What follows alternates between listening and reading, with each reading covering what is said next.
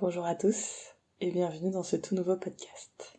Je m'appelle Aurane, je suis l'hôte de Ma vie de yogi, podcast dans lequel je vous parle de tout ce qui me vient en lien avec ma vie de yogi.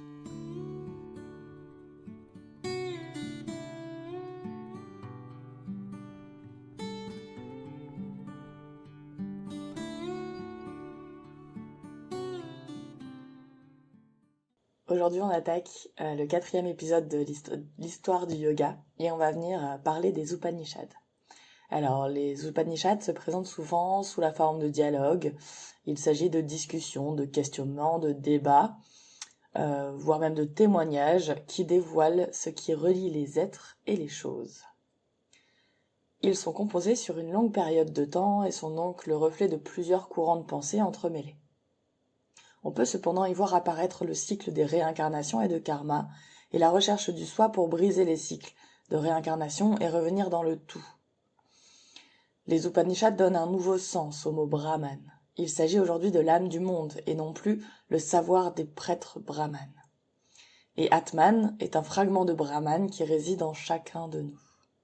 Pour briser le cycle des renaissances, les Upanishads parlent de connaissance, de conscience, de la non-dualité de Atman et Brahman. C'est donc en intégrant que nous sommes partis du tout que nous briserons ce cycle.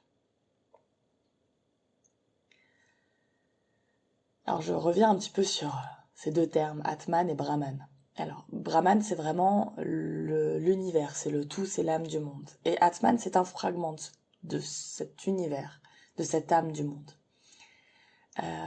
Atman c'est une partie de nous en tout cas, ça réside en nous. Et donc, dans les Upanishads, la recherche pour briser les cycles de renaissance, elle amène à la conscience de la non-dualité. Donc elle amène à la conscience du fait que Atman et Brahman ne sont qu'un. Et que donc cette partie de nous qui est Atman, c'est finalement une partie de l'âme du monde, c'est finalement l'âme du monde en général. Au départ, aucune explication sur les moyens d'arriver à cette libération n'était donnée. Mais au fur et à mesure des Upanishads, on commence à voir apparaître des informations. À peu près en 300 avant notre ère, c'est à ce moment-là que le yoga est proposé comme méthode. Alors on l'a vu dans l'épisode 1, yoga signifiait attelage. Alors comment on en est arrivé de l'attelage à une méthode de libération du soi ?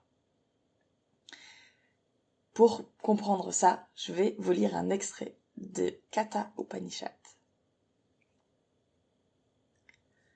L'Atman n'est que le passage du char constitué par le corps. La raison en est le cocher et la pensée les rênes.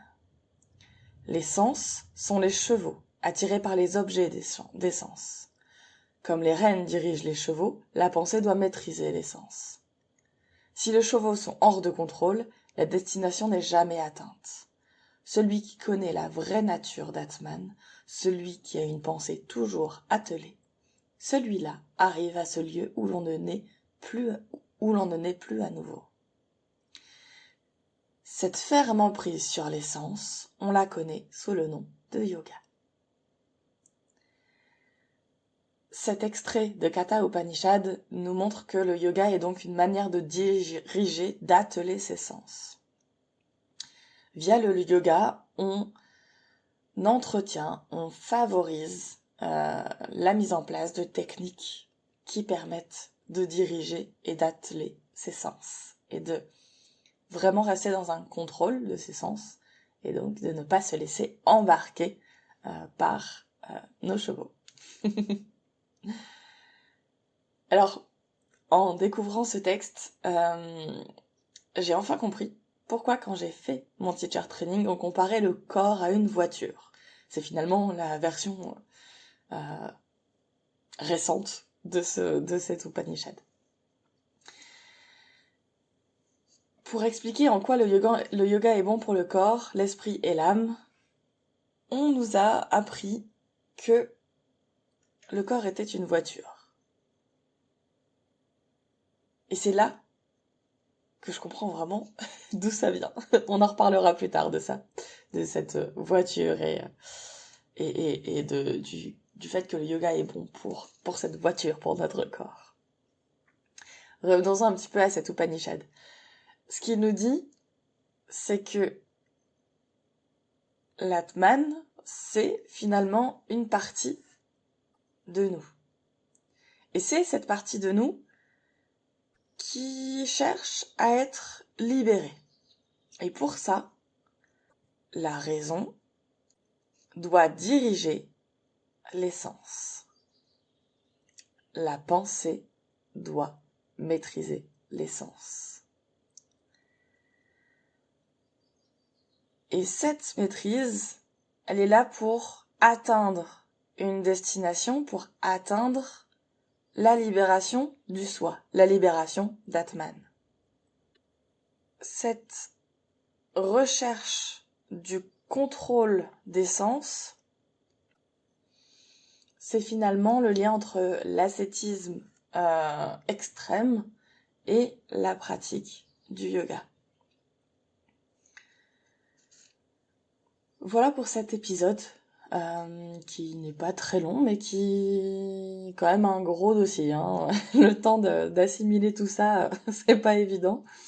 Je vous invite, si vous le souhaitez, à réécouter l'épisode ou à aller voir dans les notes du podcast sur mon blog pour pouvoir lire ce que je vous dis et peut-être mettre un peu plus de sens si vous êtes plutôt dans le genre d'apprendre et de comprendre via la lecture plus que par les mots.